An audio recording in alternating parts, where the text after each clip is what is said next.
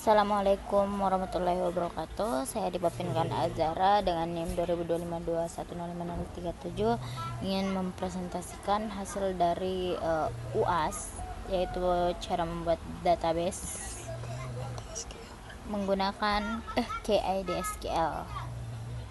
Nah, di sini pertama-tama saya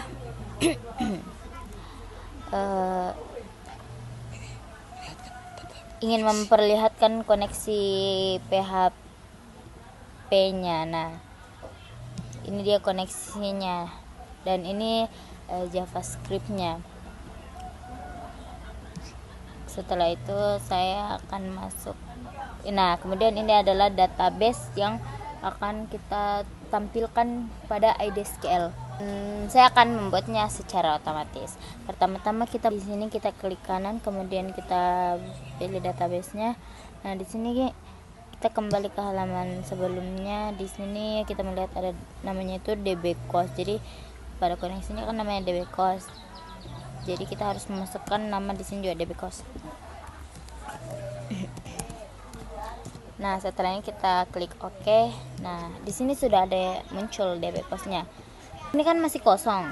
Di sini masih kosong, belum terlihat tabel-tabel yang harusnya ada. Nah, caranya itu supaya ada, kita salin. Nah, kita ambil dari database-nya. Nah, di sini kita salin dari use sampai dengan ID kamarnya. Menampilkannya itu kita klik kanan, kemudian kita pilih tempel. Begitu cara untuk menyalin itu.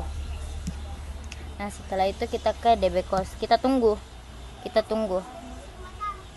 sampai show database-nya telah memasuki sesi ini. Nah, setelah itu kita klik yang di atas ini. Nah, setelah itu kita cek apakah sudah bertambah, dan kamar penghuni dan sewanya juga sudah bertambah, jadi kita segarkan. Nah, setelah itu kita klik. Nah, di sini di bagian data sudah terlihat ada di kamar A01 standar, A02 standar, B01 VIP, B02 VIP, C01 eksklusif. Nah, kemudian setelah itu kita ke tabel penghuni.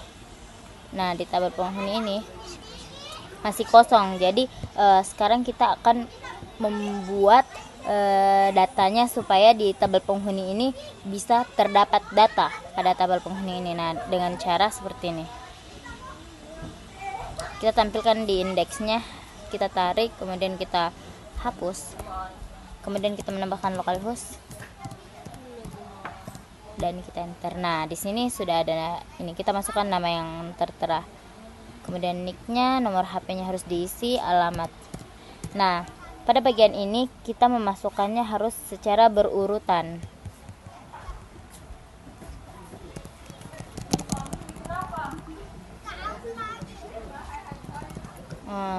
Dan setelah itu kita masukkan tanggal masuknya. Kita secara otomatis saja.